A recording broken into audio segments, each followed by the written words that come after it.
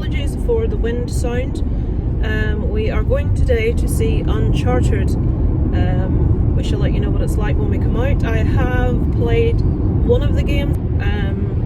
It's the kind of thing I like, so I really need to get into it. I just have this real issue with playing an older game when you're used to like new game graphics and the smoothness of it. It's difficult to play an older game. If I had have played it back in the day when it came out, then yeah, it would be a different thing entirely. But anyway, a lot of people aren't happy about Tom Holland's casting, but it is an origin story, so I don't really see what the complaint's about.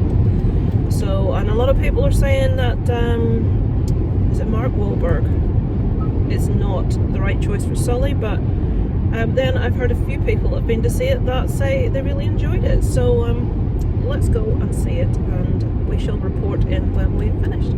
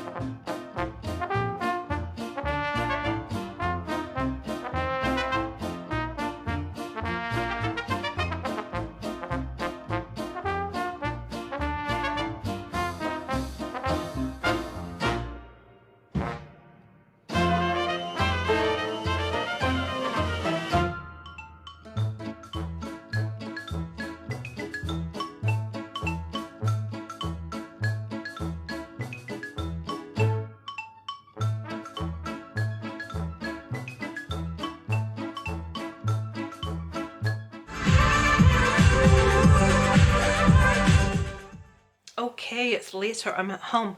Now, I did record a review for Uncharted in the car afterwards, but when I got home there were several things that I hadn't mentioned, and I just wanted to re-record it to mention those things that I'd forgotten about. So, Uncharted. Right, so full disclosure, I did kind of say at the beginning, I've only played one Uncharted game. It's not something I'm really like... I'm familiar with the characters of Nathan Drake and Sully, I know who they are, but I'm not like deeply intrinsically linked to the games, so we'll say that to get it out of the way first of all. So, did I enjoy the movie? Yes, I did enjoy the movie. Did I like Tom Holland in the role of Nathan Drake? Yes, I did. Now, I do hear a lot of criticism about his age, which is fair enough, he's much younger than in the games, but this is an origin story. We're finding out how he meets Sully, how he starts off on his quest as an adventurer.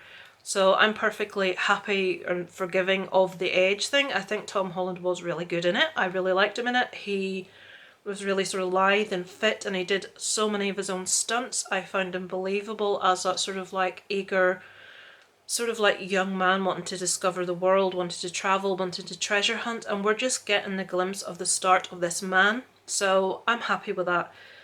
Mark Wahlburg as Sully. Now, I know it's a really unpopular choice. I liked him in the role. Now, I'm not...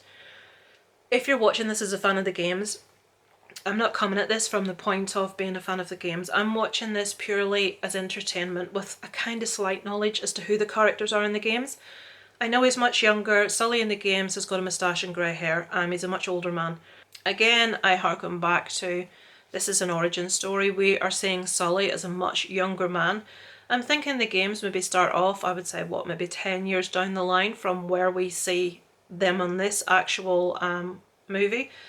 There are little bits in the movie taken from the games I'm aware of. I know people, because I know myself from being such a fan of the Resident Evil series and the garbage that we've been given so far. I mean, the Mila Jovovich, I can't say her name, Mila, those movies were just nothing to do with the games as far as I could see, and the one we had last year, Welcome to Raccoon City, was just garbage. Aesthetically it looked amazing. I think the special effects, although other people have said they weren't happy, I was really happy with the special effects. It's just the storyline was non-existent and the characters were completely different personality and everything. I'm not bothered if a character looks like how they're meant to look in the game, that does not bother me for a second, but they need to have the characteristics of that character. So for me, I felt that they did have the characteristics we needed. We did get them as much younger versions of the characters we had in the games. I like the chemistry between Mark Wahlberg and Tom Holland. I thought they had a real like brotherly, almost like combative personality, sort of always vying for being top dog kind of thing. Or there was like a love there, but like a love-hate kind of thing for a lot of the movie. Obviously I can't say a lot without giving away plot.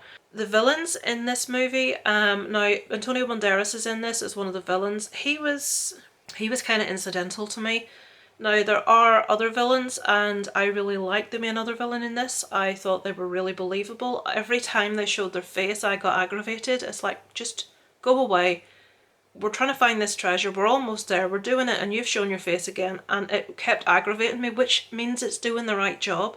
So I was happy enough with that. The action scenes were incredible. Now, in saying they were incredible, the stunts were brilliant, and Tom Holland does a lot of his own stunts, but you have to completely suspend belief, because some of the things that are happening in these stunts, if those things happened in real life, people would lose arms and legs, people would die, people would break every bone in their body, and in this they're walking away without as much as a scratch. So you have scenes of the very famous scene that you see in the trailer of the cargo packages coming out of the back of a plane. Now you have people being sucked out and the force is so dramatic and these big burly men can't hang on, but we have women in the back having a chat about something and their hair isn't even blowing about. So you've got inconsistencies, there are issues with the stunts not being believable. There is instances of things that would shatter to pieces that don't. I'm trying not to desperately give any spoilers here. There are things like, well, this would have been found before. In all this time, why has nobody gone into that area? This like treasure that they're seeking in this movie has all of these men have tried to find before and haven't.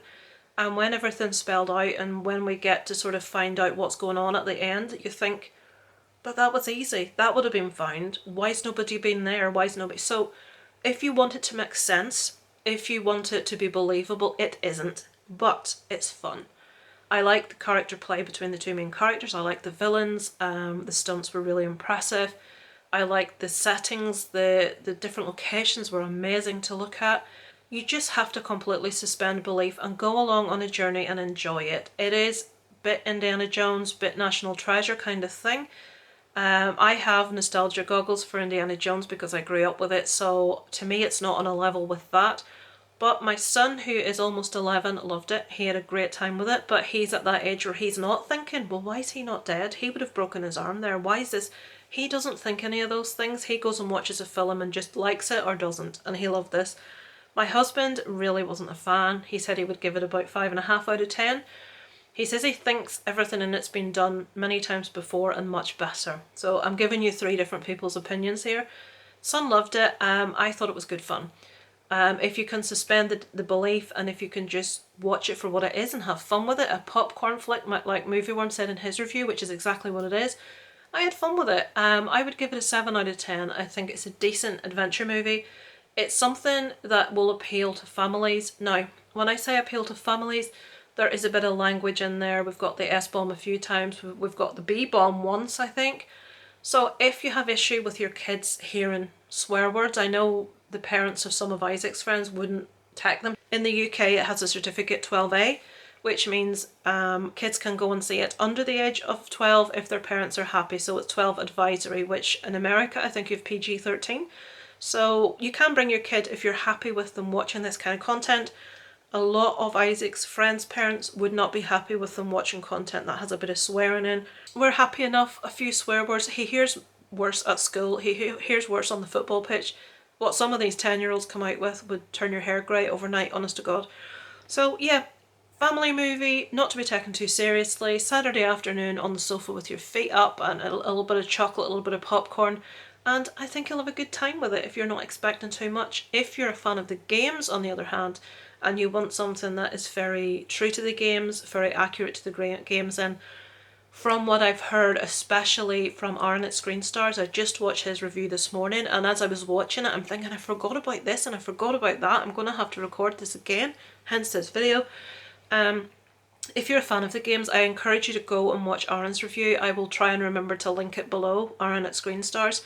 He is an avid fan of the Uncharted series and he was very, very disappointed with the actual lack of consistency between the games and the movie. So for a different viewpoint on that, I would encourage you to watch his channel, his video. But that is my opinion. Enjoyed it, thought it was perfectly entertaining. Thank you for watching, guys. Let me know in the comments, have you seen it, what you thought, and I look forward to speaking to you next time. Over and out from Lisa Loves.